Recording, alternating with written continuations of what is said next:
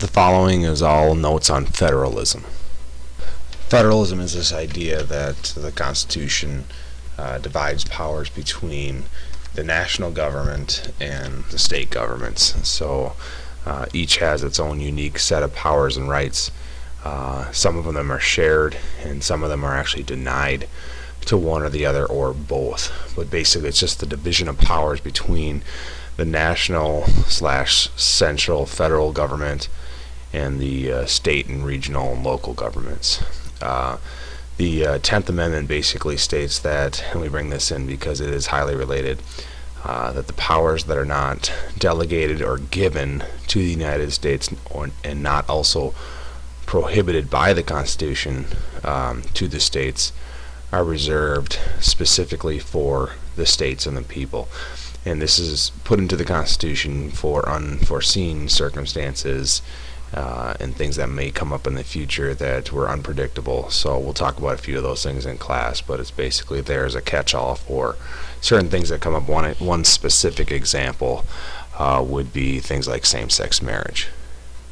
There are three different types of delegated powers, and delegated powers are given specifically to the federal government or the national government. Again, we use those terms interchangeably when we say federal, national, or central, or even United States. They're all given to the federal government. These delegated powers are like an umbrella of powers. There are three different types.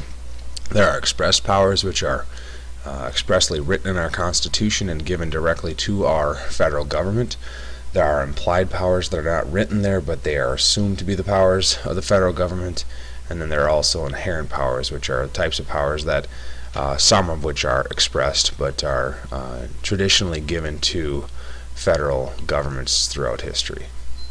The first type of delegated power is an expressed power. These are powers that are explicitly spelled out in the Constitution and are the rights of the federal government to assume. They are found in Article 1, Section 8.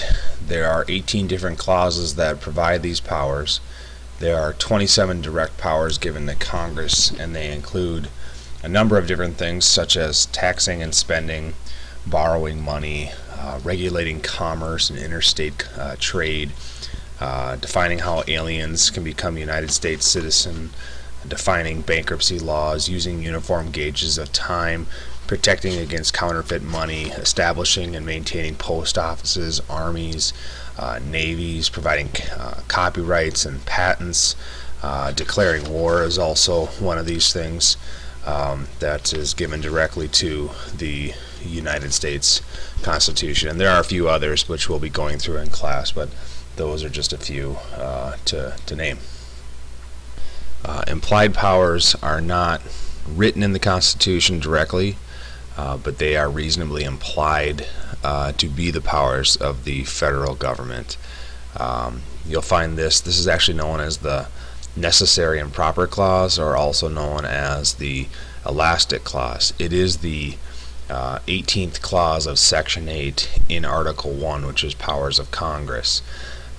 So basically, in other words, to give you a prime example, the United States government is able to request or require, rather, people to buy federal health insurance today because the United States government has the ability to tax. And what the Supreme Court ruled under the Affordable Care Act is that when people don't buy health insurance, they are assessed a fee, and this fee is just like a tax. So therefore, it is reasonably implied to be the power of the United States to require that all citizens have health insurance. But some other examples that are provided by the book are things like labor and management relations, hydroelectric power dams, creating the interstate highway system, just to name a few.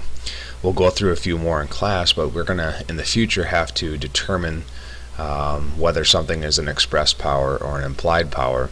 And since there are 27 express powers, it might be a little bit difficult to memorize all 27. So if we were to give you an example of a delegated power and you had to determine whether that power was expressed or implied, a little helpful hint is that if it's an express power, it would have to have been written 200 plus years ago by our founders of the Constitution. So that's one way to look at it. And the other way to decipher whether this would be an expressed or implied power would be to look at how specific something is. So if it's very general in that it's something like borrowing money or using the taxing power, or regulating interstate commerce. Those are very general and very broad things. Therefore, they're more likely to be expressed powers. But if they are more specific, like for instance, establishing an embassy in a foreign nation and actually naming that nation, then obviously it would be more of an implied power. There will be resources and flashcards available for you to practice with when you're trying to determine whether something is an expressed or an implied power. The third type of delegated power is inherent powers, and these powers are those that are typically given to federal governments, no matter where they are. So they're historically possessed by national, central federal governments. They're very few in number, and if you're going to have to memorize anything or remember anything directly for a test, these few would be the ones that you would want to look at. Regulating immigration, which is also an expressed power, has inherently been an inherent power for nations. Deporting aliens, acquiring territory, giving diplomatic recognition to other states or countries has been typically an inherent power, and protecting the nation against rebellion or internal subversion, which would be things like civil war. So these few inherent powers are ones that you want to make sure that you understand. Reserve powers are powers that are set aside directly for the states, for each of the 50 states in the Union. And they include a few different things like marriage laws, liquor laws, birth and death certificates, a number of licenses for teachers and doctors, and we'll go through some examples of these in class as well. So reserve powers are powers given to the states. These are a few more reserve powers. The public school systems across the nation are administered by the states. So are divorce laws, gambling laws, intrastate commerce. So when we talk about intrastate, we're talking entirely within a particular state. Interstate, with an ER, would be something that the federal government would take care of. Establishing local governments, like the ones in Scott County or Shakopee, are all reserve powers. Protecting with police power, that is reserved power. Conducting elections is all done by the state, and changing the state constitution is also a state power. Concurrent powers are those that both the state and the federal government have. Things like laying and collecting tax, that would be a concurrent power. If you think about it, there are state taxes, but there are also county, city, local, federal taxes as well. There are different types of crimes and punishments. There are different prisons at different levels, including state and federal levels, so therefore that's a concurrent power. Eminent domain is a concurrent power. This is the idea that the government can take private property for public use and create something that's a better use for the public, like a road or a government building. Borrowing money is another thing that both the states do and the federal government. The state borrows from the federal government. Federal government borrows from other foreign countries. Courts, prisons, and roads are all developed, maintained, provided by both the state and the federal governments. Enforcing laws also and spending for the general welfare are all concurrent powers.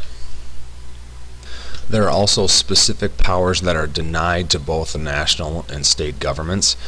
For the purposes of our unit, you will not have to decipher which ones are denied to the federal government and which ones are denied to the state governments. You just need to know that they are denied.